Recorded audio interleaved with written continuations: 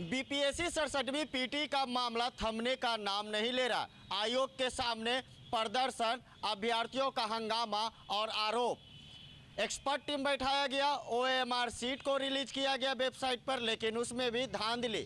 छात्र नेता दिलीप ने भी बताया था कि ओएमआर का खेला किस तरीके से चलता है। उन्होंने पे कलम का जो इस्तेमाल किया गया था उसे भी दिखाया गया, सारे गड़बड़ी को उजागर किया गया, लेकिन कोई भी सुनवाई नहीं हुआ। सरकार चुप बैठी रही। शीतकालीन सत्र भी चल रहा है विधानसभा में, लेकिन बीपीएससी पर विपक्ष और सरकार बोलने से इनकार कर रहे हैं। तो अब पहुंच गया मामला कहां? तो पटना हाई कोर्ट में।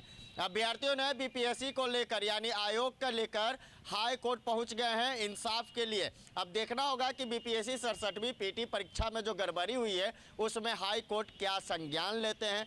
कौन ऐसे वकील होंगे जो हाई कोर्ट में चैलेंज करेंगे सरकार को, और बीपीएससी का कारनामा सच्चाई और सामने आएगी। ये सारी तस्वीर आ रही है सामने, और इस वक्त की बड़ी अपडेट है कि बीपीएससी 67वीं पीटी का मामला हाई कोर्ट पहुंच गया है। जीवाई गिरी इसके वकील है जो लड़ेंगे, लेकिन चैलेंज अब भी है कि बीपीएससी 67वीं पीटी सरकार के पास यानी सीएम नीतीश कुमार के पास भी धरना प्रदर्शन दिया गया।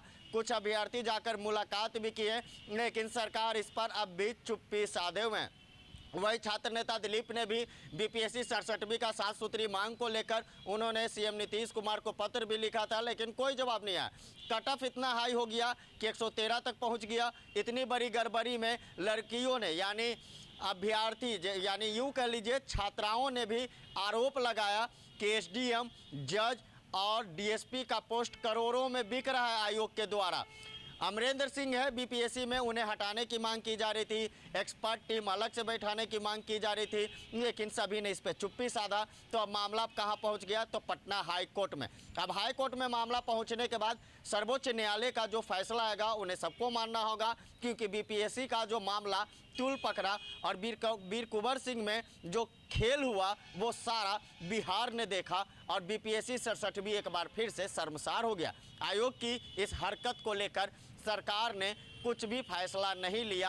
अभ्यर्थी सड़क पर चिल्लाते रहे, हंगामा करते रहे, लेकिन उनकी सुनने वाला कोई भी सामने नहीं आया। अब 67वीं का जो कट ऑफ को लेकर जो इतना हंगामा हुआ, प्रदर्शन हुआ, आंदोलन हुआ, पटना यूनिवर्सिटी से भी प्रदर्शन किया गया, राजभवन मार्च तक किया गया, आयोग के सामने प्रदर्शन किया गया, लेकिन छात्रों को क्या मिला?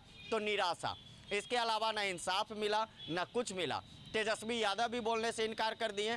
तो नेता प्रतिपक्ष विजय सिन्हा पहुंचते हैं आयोग के पास, उन्होंने आश्वासन दिया, लेकिन सदन में जहरीली शराब का तांडव चलते रहा और छात्रों का भविष्य का कोई जिक्र तक नहीं हुआ। अभ्यर्थियों को उम्मीद था कि मानसून सत्र चल रहा है विधानसभा में, उसमें बीपीएससी का आवाज़ गूंजेगा, छात्र अंदेशा लगाए हुए थे, लेकिन ऐसा कुछ नहीं हुआ। अब हाई कोर्ट में मामला पहुंचने के बाद देखना होगा कि सर्वोच्च न्यायालय का क्या कुछ फैसला आता है, बीपीएससी को लेकर क्या कुछ डॉक्यूमेंट सबमिट किए जा सकते हैं, क्या आर पार की लड़ाई में छात्र और आयोग आ चुके हैं, जिसमें अब हस्तक्षेप हाई कोर्ट करेगी। और हाई कोर्ट का बात सभी को मानना होगा, सरकार हो या विपक्ष हो या अब अभ्यर्थी हो। जिस तरीके से जो बीपीएससी का स्कैम चल रहा था उसमें अब कहीं ना कहीं हाई कोर्ट में मामला पहुंचने के बाद अभ्यर्थियों में खुशी भी देखने को मिल रहा है, और इंसाफ के लिए अभी भी अभ्यर्थी उम्मीद लगाए हुए हैं, उम्मीद का एक किरण के लिए बैठे हुए हैं कि इंसाफ हो।